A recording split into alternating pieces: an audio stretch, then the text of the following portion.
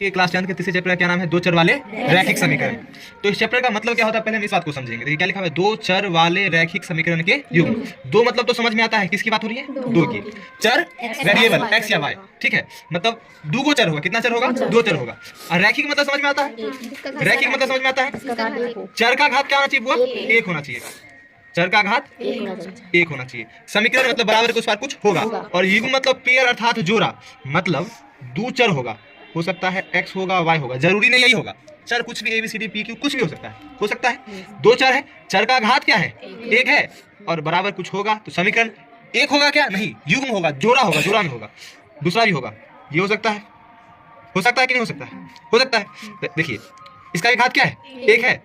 दो चर है, चर का घात एक है, समीकरण है और युग्म है। तो इसी चैप्टर का क्या नाम है? दो चर वाले रैखिक समीकरण के युग्म।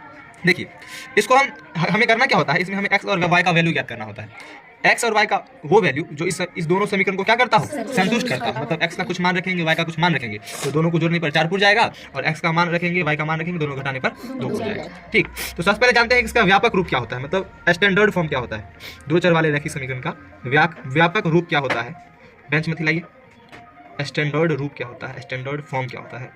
ये होता है a1x plus b1y plus c1 बराबर 0। ठीक है, ये पहला समीकरण हुआ।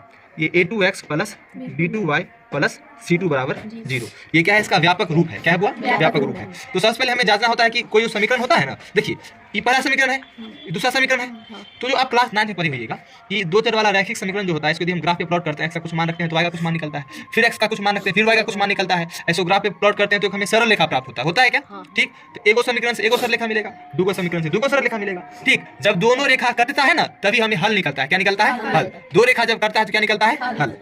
ठीक, तो हल कैसे निकलेगा पहले हम इस बात से समझ लेते हैं। जैसे देखिए, जब हम पहले जांच करना होता है हमें कि किसका कितना हल होगा। कभी हम देखते हैं कभी अद्वितीय हल होता है, कभी देखते हैं कि बहुत सारा हल होता है, कभी देखते हैं कि कोई हल नहीं होता है। तो कैसे होता है, हम जांच करके कैसे बता सकते हैं? बिना ग्राफ बनाए, बिना ग्राफ प्लॉट किए हम कैसे बताएंगे कि रेखाएं प्रतिच्छेदी होंगी, रेखाएं संपाती होंगी? ये बात ठीक। देखिए ये कब होता है? जब a1 बटा a2 बराबर नहीं हो b1 बटा b2 के, तो रेखाएं कैसी हो जाती है बुआ? रेखाएं प्रतिच्छेदी हो जाती है। रेखाएं प्रतिच्छेदी, और हल की संख्या क्या होती है? एक होती है। एक होती है अर्थात अद्वितीय होती है, इसके अलावा कोई दूसरा नहीं होता है। जब a1 बटा a2 बराबर हो जाए b1 बटा b2 के, और ये चीज बराबर हो जाए c1 बटा c2 के, रेखाएं संपाती हो जाती है। क्या हो जाती है? संपाती। प्रतिच्छेदी कहने का मतलब जैसे देखिए, जैसे ये एक रेखा बना, पहला समीकरण से ये रेखा बना होगा, दूसरा समीकरण से ये रेखा बना, दोनों रेखा एक जगह पे एक दूसरे को इंटरसेक्ट किया, एक दूसरे को एक जगह पे काटा, तो एक जगह पे काटा तो यहाँ पे x का कुछ वैल्यू होगा, y का कुछ वैल्यू होगा, तो यही हमारा क्या होता है? हल होता है। यही हमारा आंसर होता है, जो इस दोनों समीकरण को क्या करता है? संतुष्ट करता है। तो हम क्या बताएं, दो चर वाले रैखिक समीकरण का हल कब निकलता है? जब दो रेखा एक दूसरे को इंटरसेक्ट करता है, एक दूसरे को काटता है। ठीक, तो जब a1 बटा a2 बराबर नहीं होता b1 बटा b2 के, तो रेखाएं कैसी होती है? प्रतिच्छेदी, मतलब कटता है, तो एक ही जगह कटेगा, इसलिए एक हल निकलता है। एक हल निकलने का कारण यही है। जब a1 बटा a2 बराबर हो जाए b1 बटा b2 के, और चीज बराबर हो जाए c1 बटा c2 के, रेखाएं संपाती कहने का अर्थ ये होता है, एक रेखा पहला समीकरण का रेखा, फिर दूसरा समीकरण जब बनाए उसको ग्राफ पे प्लॉट किए, तो इसी रेखा पे दूसरा रेखा आ गया, मतलब रेखाएं क्या कर गई? संपाती कर गई, मतलब रेखाएं क्या हो गई? संपाती हो गई। देखिए तो पहला रेखा यहाँ पे था और दूसरा रेखा यहाँ पे, तो बहुत बार करने कर रहा है, बहुत बार जब एक दूसरे को काट रहा है, तो आंसर भी बहुत सारा निकलेगा। निकलेगा क्या? तो इसीलिए जब रेखाएं संपाती हो जाती है तो हल की संख्या क्या होती है? अनंत बोल सकते हैं, अनेक बोल सकते हैं। और एक और होता है, जब a1 बटा a2 बराबर हो जाए b1 बटा b2 के, और ये चीज बराबर नहीं हो c1 बटा c2 के, तब रेखाएं क्या हो जाती है? समांतर हो जाती है। समांतर समझ में आता है? जैसे देखिए ये पहला समीकरण रेखा, ये दूसरा समीकरण का रेखा, तो ये दोनों कभी भी एक दूसरे को काटेगी क्या? समांतर रेखाएं एक दूसरे को काटती है? कभी कभी नहीं काटेगी। जब कभी काटेगी नहीं तो कभी हल निकलेगा क्या? नहीं निकलेगा। इसलिए क्या होता है? कोई हल नहीं, कोई हल नहीं। ठीक, अब हम इसके हिसाब से तो बता सकते हैं कि रेखाएं कैसी होंगी। ठीक, अब हम दो चर वाले रैखिक समीकरण को सॉल्व करने का मेथड देखते हैं। अभी हम सीखेंगे कि हम कोई भी दो चर वाला जो रैखिक समीकरण होता है उसको कैसे हल करते हैं। मतलब दो चर वाले रैखिक समीकरण के युग्म को हल करने की कौन कौन सी विधियां होती है। सबसे पहले हम सीखते हैं कि हम ग्राफ के द्वारा किसी जो दो चर वाला रैखिक समीकरण होता है उसको कैसे हल करते हैं। ग्राफ वाला क्वेश्चन हर साल 5 नंबर वाले में आता है, तो ये चीज़ बहुत ज़्यादा क्या है? भी आया है। तो सबसे पहले हम कोई क्वेश्चन ले लेते हैं, सबसे पहले ये हमारा क्वेश्चन है कि x + y = 14 और x - y = 4 है। ठीक, तो ये पहला समीकरण है और ये दूसरा समीकरण है। हम चलेंगे सबसे पहले समीकरण 1 से। समीकरण 1 से समीकरण 1 क्या है बोलिएगा? x + y = 14। ठीक, इसलिए यहाँ से यदि हम x का वैल्यू निकाल लेते हैं तो 14 - y हो सकता है क्या? ठीक, x बराबर क्या हो गया? 14 - y। हम y का कुछ वैल्यू लिखेंगे, x का वैल्यू आएगा। हम y का कुछ वैल्यू लिखेंगे, x का कुछ वैल्यू आएगा। हम क्या करते हैं, पहले एक डब्बा बना लेते हैं। बना ली, ध्यान से समझना है, बहुत हल्का चीज़ है और बहुत ज़्यादा जरूरी चीज़ है। देखिए हम क्या बताएं, हम y का कुछ वैल्यू रखेंगे, x का वैल्यू आएगा। कैसे आएगा ये बात समझते हैं। यदि सोचने और समझने वाली बात है, यदि y बराबर हम यदि 8 ले लेते हैं, क्या लेते हैं? 8। तो x बराबर क्या है? 14 - y है और y की जगह क्या ले रहे हैं? 8। 14 में से 8 घटाएं क्या होगा? 6। तो y बराबर 8 लेने पर x बराबर 6 आ गया। कोई दिक्कत? फिर से यदि हम x बराबर 9 लेते हैं तो x बराबर 14 - y की जगह 9 हो जाएगा। 14 में से 9 घटाते हैं 5 होता है। y बराबर 9 लिए थे, y बराबर 9 लिए थे तो x बराबर 5 आ गया। फिर हम कुछ लेते हैं, यदि देखिए हम y और x का वैसा वैल्यू लेंगे जिसको ग्राफ पे प्लॉट करने में आसानी हो, हम आसानी से उसको ग्राफ पे प्लॉट कर सकते हो। वैसा वैल्यू दशमलव वाला कोशिश करेंगे ना ले, लेकिन कभी कभी कर लेना पड़ेगा। ठीक है, यदि y बराबर यदि हम 10 ले लेते हैं या हम 6 ले लेते हैं, ठीक, तो x बराबर क्या हो जाएगा? 14 माइनस x बराबर 14 माइनस क्या हो जाएगा? 6। 14 में 6 घटाएंगे 8 हो जाएगा। तो x बराबर क्या हो जाएगा? y बराबर 6 लिए तो x बराबर 8 निकल गया। निकल गया क्या?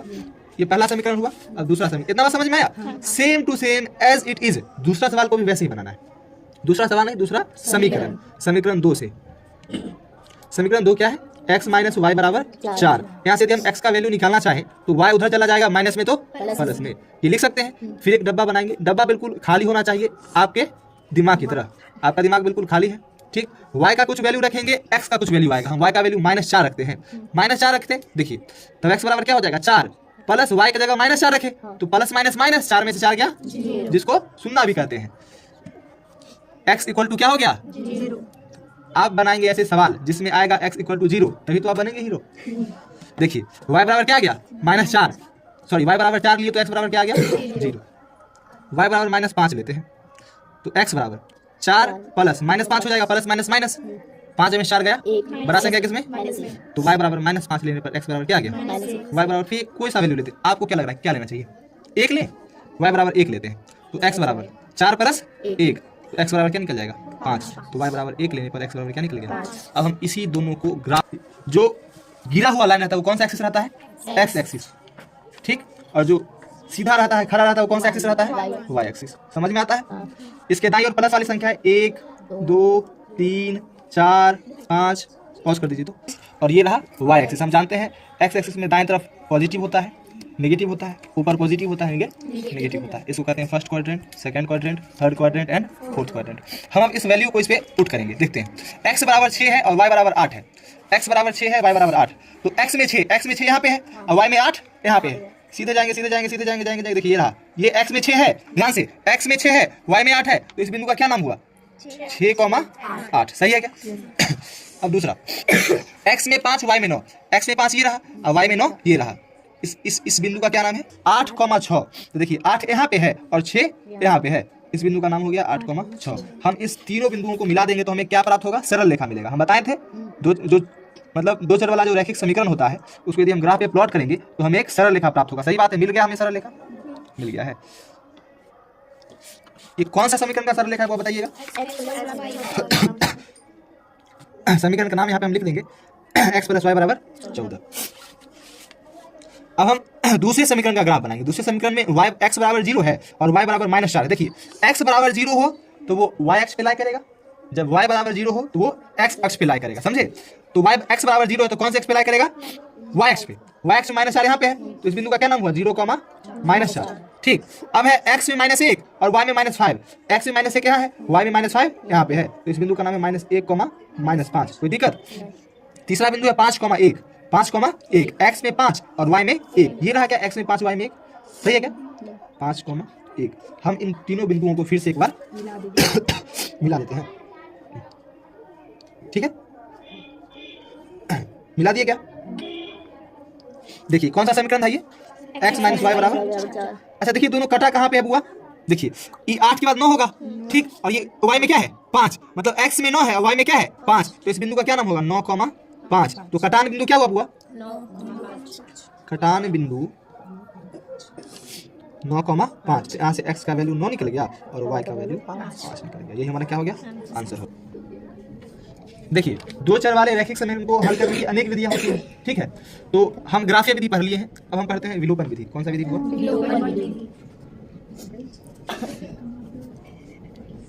इसको हम लुप्तीकरण विधि भी कहते हैं। मतलब हम क्या करते हैं, किसमें किसी एक टर्म को हम विलोप कर देते हैं, गायब कर देते हैं, जादू से नहीं, मैथ से। हाँ, इसे कहते हैं बाय एलिमिनेशन मेथड।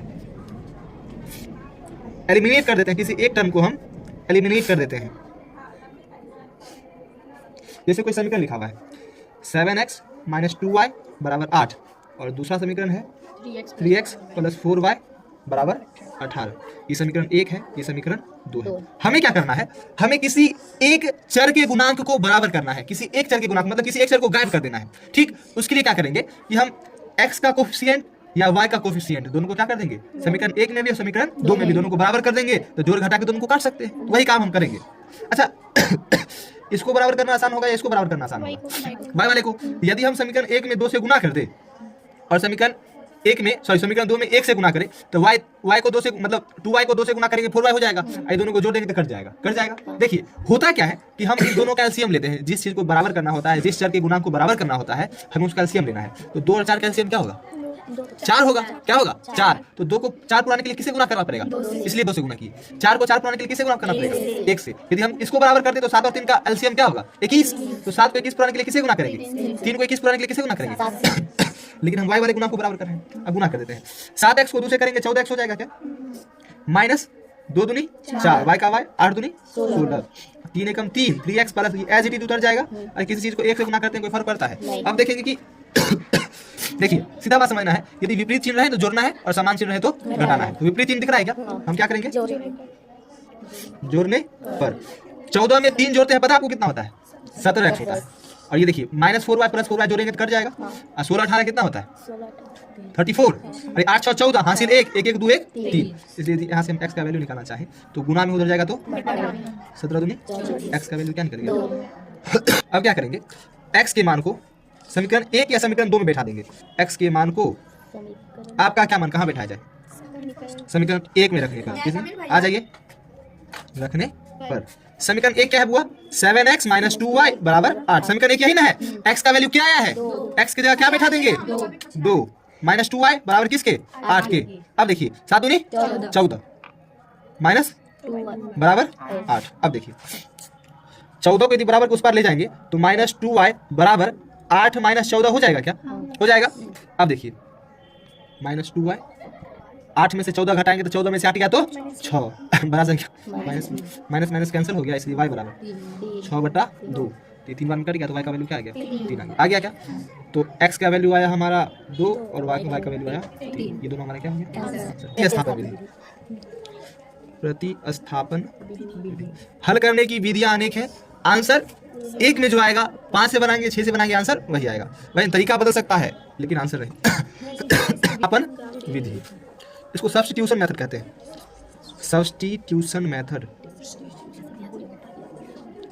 हमें इसमें करना क्या होता है, ध्यान से समझना, बहुत हल्का चीज है। और ये हमारे एग्जाम में आता भी है 2 नंबर का, ये भी आता है। हम ये सबसे हल्का होता है। हम जो कोई भाषा वाला सवाल होता है उसको हम इसी मेथड से हल कर लेते हैं, ये आसान होता है। ये प्रतिस्थापन विधि से हल करने का 2 नंबर का सवाल आता है। एक वज्र गुणन होता है, उससे भी 2 नंबर का सवाल आता है, ठीक है। ये बहुत हल्का है, सीखते हैं। जैसे हमारा कोई समीकरण है 2x + y = -4 और 3y = 5x - 1। ये समीकरण 1 है। ये समीकरण हम क्या करें, पहले समीकरण 1 से चलेंगे, घबराना नहीं है, ध्यान समझना है। समीकरण 1 से ध्यान से बताइएगा, समीकरण 1 क्या है? 2x + y = -4। यदि हमें यहाँ से किसका वैल्यू निकालना आसान होगा, y का या x का? y का वैल्यू निकालना ज़्यादा आसान होगा ना। हम x का भी निकाल सकते हैं, y का भी निकाल सकते हैं, तो y का ज़्यादा आसान होगा। तो y को इधर रहने देंगे और 2x के बराबर कुछ पड़ जाएगा तो -2x हो जाएगा क्या? तो y का वैल्यू क्या आ गया? -4 - 2x। इसको हम समीकरण 3, y का मान समीकरण 2 में रखने पर। समीकरण 2 क्या था बुआ? 3y = 5x - 1। 3y = 5x - 1। y का वैल्यू क्या आ चुका है? यहाँ देखिए y का वैल्यू क्या आ चुका है? -4y - 2x आया है। y की जगह -4 - 2x बैठा देंगे, ये बराबर +5x - 1 के है। अब देखिए 3 को -4 से गुना करेंगे -12 होगा। 3 को -2x से गुना करेंगे -6x होगा। सही है क्या? एक्स वाले को एक साइड बिना एक्स वाले को एक साइड। हम क्या करते हैं, इसको इधर, सॉरी इसको इधर लाते हैं। 12 को देखिए माइनस 6x लिखा गया है, 5x इधर आएगा तो माइनस में, माइनस 1 पहले से है, माइनस 12 उधर जाएगा तो प्लस 12 हो जाएगा। हो जाएगा क्या, माइनस माइनस प्लस 6 5 11x, 3 किस में रहेगा माइनस 12 में से गया 11। इसलिए यदि x निकालना चाहे तो x बराबर 11 बटा माइनस 11, यहाँ से x का वैल्यू माइनस 1 आ गया है। ठीक है, ये आंसर। हाँ x जाइए, x का वैल्यू आया है, x का वैल्यू किस में रहेंगे, समीकरण थर्ड में। x का मान समीकरण थर्ड में रखने पर, समीकरण थर्ड है क्या वो बताइएगा। ये रहा समीकरण थर्ड, माने थे ना, y बराबर -4 - 2x, x का वैल्यू -1, माइनस माइनस प्लस, तो माइनस प्लस माइनस हुआ, 4 में से 2 गया 2, तो y का वैल्यू क्या आ गया -2, और x का वैल्यू वज्र गुणन विधि। ठीक है, इसको कहते हैं cross multiplication method, cross multiplication method. ये भी बहुत आसान होता है, समझने की देर है भले। जैसे कोई समीकरण लिखते हैं 3x - 2y बराबर 12, ठीक, और दूसरा समीकरण लिखते हैं 4x - 5y बराबर 16। हम पहले क्या करेंगे, वज्र गुणन विधि में हमें सारे टर्म को एक साइड करना होता है। ठीक है, हम इस साइड कर ले या उस साइड कर ले, ध्यान से समझना है बुआ। हम क्या करेंगे, 3x - 2y, 12 इधर आएगा तो -12 बराबर 0, कोई दिक्कत। 4x - 5y, 16 इधर आएगा तो -16 बराबर 0। ध्यान से समझना है, कुछ नहीं। देखिए हम क्या लिखेंगे, पहले x लिखेंगे, ठीक, x लिखे। अब देखिए x वाले को पहले आप ढक लेंगे, ढक लिए x वाले को, ध्यान से x वाले को ढक लिए। अब देखिए हम इसको इसे गुना करेंगे और माइनस करके इसको इसे कर देंगे। जैसे देखिए -2 को -16 से गुना करेंगे, क्या होगा, माइनस माइनस प्लस हो जाएगा तो 32 होगा। माइनस का चिन्ह देंगे, -5 को -12 से गुना करेंगे प्लस 8 होगा, और पहले तो माइनस रहेगा, बराबर -y देंगे, क्या देंगे -y। बहुत लोग प्लस y लेके भी बनाते हैं, ठीक है, तो वो भी सही तरीका है, लेकिन हम चीज़ों को आसान करने के लिए यहाँ पे -y ले रहे हैं। ठीक है, ऐसे भी आप बना सकते हैं, इसमें कोई दिक्कत नहीं है। अब हम y वाले को ढकेंगे, y वाले को ढक लीजिए। अब देखिए 3 को 16 से गुना करेंगे 48 होगा, और प्लस माइनस -48, माइनस 4 को 12 से गुना करेंगे, ठीक है, 4 को 12 से गुना करेंगे क्या होगा, -48 होगा ना, बराबर। अब 1 देंगे, क्या देंगे 1, मतलब जो अचर वाला पद है, तो अचर वाले पद को ढकेंगे, इसको इसे गुना करेंगे, इसको इसे गुना करेंगे, 3 5 3 -15 हो गया, माइनस, अब 4 दूनी क्या -8 हो गया क्या। अब देखिए x बटा 32 में 60 घटेगा ना, 6 में से 2 गया 8, और ये हो गया 5 में से 3 गया 2, बड़ा संख्या माइनस में तो माइनस y। अच्छा ये देखिए तो ये माइनस माइनस प्लस हो गया, पूरा चीज 0 हो जाएगा क्या, ये हो जाएगा 1 बटा -15 माइनस माइनस प्लस 8, ठीक है, x बटा -28 ये बराबर हो गया, ये तो पूरा चीज 0 हो गया। ये क्या लिखा है, -y अपॉन, देखिए ये एक इनडिटरमिनेंट फॉर्म आ गया है, बट्टा में जब 0 होता है इसे अपरिभाषित रूप कहते हैं, ऐसा नहीं होता है, लेकिन आ गया है। अब देखिए 15 में से 8 गया तो ये -7 बचेगा। एक बार हम इस टर्म को इसके बराबर करेंगे, एक बार इस टर्म को इसके बराबर करेंगे, तो x बटा -28 को हम 1 बटा -7 से क्रॉस मल्टीप्लिकेशन करेंगे, है ना, -7x बराबर क्या आ गया -28। अरे x को -7 से करें -7x आएगा, -28 को 1 से किया -28 आया, इसे अब इसलिए x बराबर -28 बटा में -7, माइनस खत्म, 7 x का वैल्यू क्या आ गया 4। अब इस वाले बात को -y बटा 0 को यदि हम 1 बटा -7 के बराबर करते हैं तो सीधा बात समझ में आता है कि y बराबर क्या आएगा 0 आएगा। विधि कौन सा विधि हुआ, तुलनात्मक विधि। बहुत आसान है, बहुत हल्का है। देखिए हम कुछ समीकरण लेते हैं, 8x + 5y बराबर 9, और दूसरा कोई समीकरण लेते हैं 3x + 2y बराबर 4। ये समीकरण 1 है, ये समीकरण 2 है। हम क्या करेंगे, दोनों समीकरण में ना x का वैल्यू निकाल देंगे, दोनों समीकरण में, ठीक है। तो हम समीकरण 1 से चलते हैं, समीकरण 1 से। समीकरण 1 क्या है, 8x + 5y बराबर 9, ठीक है। अब जानते हैं बटा में 5 लेना आसान होता है, 5y से छोड़ देंगे, 8x उधर जाएगा तो -8x, इसलिए y बराबर 9 - 8x अपॉन में 5। ये समीकरण 1 हो जाएगा। समीकरण 1 तो मान लिए हैं, समीकरण 3 मानते हैं, क्या मानते हैं, समीकरण 3। अब चलते हैं समीकरण 2 से। समीकरण 2 क्या है बुआ, 3x + 2y बराबर 4। यहाँ y का वैल्यू निकाले तो यहाँ भी y का वैल्यू निकालेंगे, समझे। तो देखिए 2y, 3x उधर जाएगा तो माइनस में 3x, इसलिए y बराबर 4 - 3x अपॉन में 2। इसको मान लेंगे समीकरण 4। देखिए इधर भी y का वैल्यू, उधर भी y का वैल्यू, दोनों तरफ क्या है y है, मतलब LHS बराबर है, तो RHS क्या होगा। तो समीकरण 1 तथा 2 से, समीकरण 3 तथा 4 से, 3 तथा 4 से समीकरण 3 है क्या, देखिए y वाला चीज बराबर है तो सॉरी LHS बराबर है तो RHS क्या हो जाएगा, बराबर हो जाएगा। यहाँ इस बात से यदि आगे चलते हैं, 8x अपॉन में 5 जो होगा वो चीज़ बराबर होगा इस चीज़ के, ठीक है। हम क्रॉस मल्टीप्लिकेशन कर देंगे, 9 को 2 से करेंगे 18 होगा, 8 को 2 से करेंगे 16 होगा, 4 को 5 से करेंगे 20 होगा और 3 को 5 से करेंगे 15 होगा। एक्स वाले को एक साइड कर देंगे, बिना एक्स वाले को एक साइड कर देंगे। हम क्या करेंगे, इसको इधर लाते हैं, -16x इधर आके 15x हो जाएगा, अब 20 उधर जाएगा तो -18 हो जाएगा। हो जाएगा क्या, 16 में से 15 गया -x बराबर 20 में से 18 गया, तो यहाँ से x का वैल्यू क्या आ गया माइनस। समझ में आया, समझ में आया।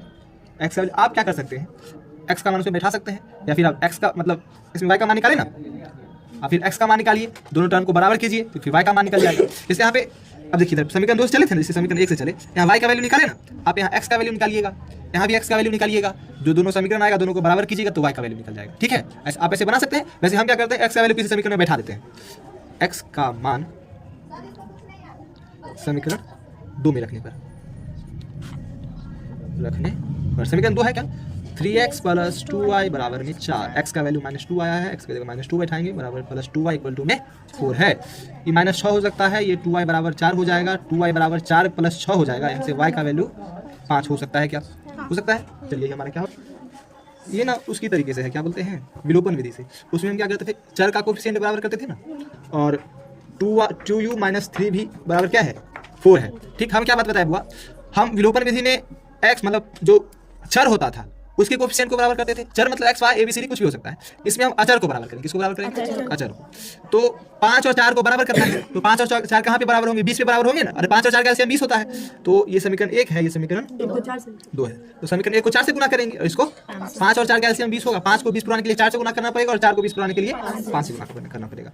गुना कर देते हैं, ये 4u + 4v = हो जाएगा 20, और ये हो जाएगा 10u माइनस में 15v = में 20 हो जाएगा। घटाएंगे तो दोनों खत्म हो जाएगा ना, घटाने पर देखिए 10 में से 10 जाएगा तो -6y बचेगा, -6y बचेगा ना, माइनस माइनस प्लस हो जाएगा, 15 4 19 भी बराबर क्या हो जाएगा 0 हो जाएगा, कट जाएगा, ये बात हो जाएगा। ठीक है, अब देखिए ये y का है तो u है ना, हाँ ये u है बुआ, क्या है u। अब देखिए हम क्या देखिए ये -v -6u उधर जाएगा तो +6u हो जाएगा, इसको हम k मान लेंगे। क्या मान लेंगे, मान लेंगे। मानने में क्या जाता है, कुछ ही मान लीजिए, आप अपने आप को करोड़पति मानिए, कुछ ही मान लीजिए। देखिए तो हम क्या ये बात समझे, अरे 15 4 19 हुआ, 4 में से 10 गया तो -6u के बराबर कुछ पर किया तो 6u प्लस में हो गया, ये बात बराबर हुआ, तो इस बात को हम k के बराबर मान लिए।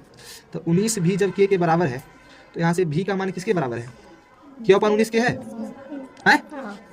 जब 6u k के बराबर है तो u का मान k/6 है, k के टर्म में आ गया, u का मान k के टर्म में आ गया ना। अब हम क्या करेंगे कि v और u के मान को ना समीकरण 1 में बैठा देंगे, v तथा u के मान को समीकरण 1 में रखने पर समीकरण 1 है u + v बराबर 5, u का वैल्यू क्या है k/6, v का वैल्यू क्या है k/19, ये 5 के बराबर हो जाएगा।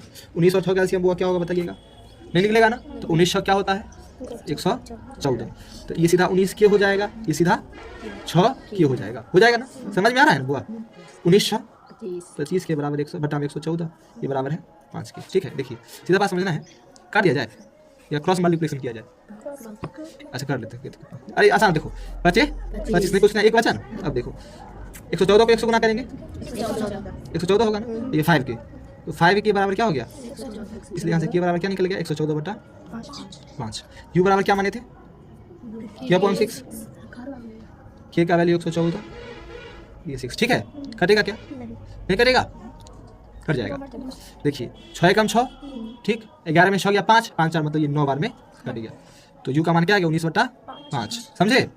और v का वैल्यू निकालना है, तो v का वैल्यू क्या है k/19, तो k का वैल्यू है 114 बटा 5 और ये 9, कितना बार में कट जाएगा 6 बार में, ये आ गया 6 बटा 5, ये दोनों हमारा क्या हो गया